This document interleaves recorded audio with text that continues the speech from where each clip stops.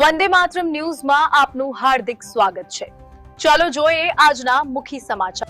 કુમેઠા સમસ્ત ગ્રામજનો દ્વારા ભવ્ય 17મો પાટોત્સવ ભાતીજી મહારાજના મંદિરે યોજાયો હતો।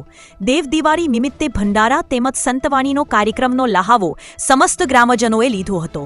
મંદિર પરિસરમાં રામાપીર મહારાજનો પાટ પ્રકાશ મહોત્સવ રાખવામાં આવ્યો હતો, જેમાં ગ્રામજનોએ લાલજી મહારાજ સાથે વડોદરા ડેરી ડિરેક્ટર સતીશભાઈ મકવાણા તેમજ જરોદ જિલ્લા પંચાયતના પૂર્વ કારોબારી સભ્ય રાજેન્દ્ર પટેલને સાથે રાખી રામાપીર મહારાજના મૂર્તિ પૂજા સામગ્રી સાથે ભવ્ય શોભાયાત્રા પાડી મંદિર સુધી પધરામણી કરાવી હતી। ગ્રામ પંચાયતના સરપંચ કલ્પનાબેન નવીનભાઈ સહિત માજી સરપંચ અને ગામના અગ્રણીઓએ પ્રસંગને સફળ દીપાવ્યો હતો। મંદિરના પ્રાંગણમાં મોડી રાત્રે ભજન સંતવાણીનો કાર્યક્રમ યોજાયો હતો, જેમાં વહેલી સવાર સુધી ખૂબ મોટી સંખ્યામાં ગ્રામજનો બેસીને સત્સંગનો લાવો લઈ પ્રકાશના દર્શન કરી ધન્યતા અનુભવી હતી।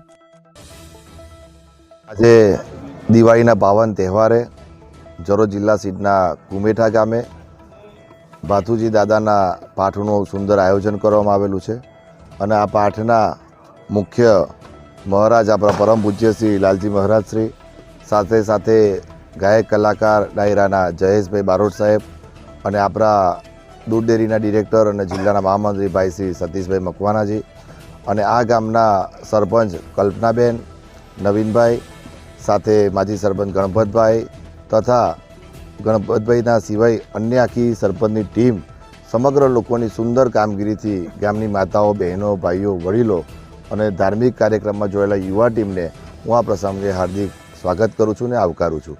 અને 17 વર્ષથી કુમેઠા ગામની અંદર દર લાભ પાંચમના દિવસે આ તહેવાર ઉજવવામાં આવે છે, પણ આ વખતે વરસાદના કારણે દેવ દિવાળીએ કરવામાં આવ્યો છે અને આવનારા દરેક વર્ષે આવા તહેવાર ઉજવાતા રહેશે કુમેઠા ગામમાં। અને કુમેઠા ગામમાં 7 મંદિરોની સ્થાપના થઈ છે અને અત્યારે 8મું મંદિર મહાદેવનું પણ બનવા જઈ રહ્યું છે। આ ગામના તમામ યુવાનોને આ પ્રસંગે હું અભિનંદન આપું છું અને પત્રકાર મિત્રોએ આ પ્રસંગે નોંધ લીધી છે તેમનો પણ આભાર માનું છું। જય ભાથુજી દાદા।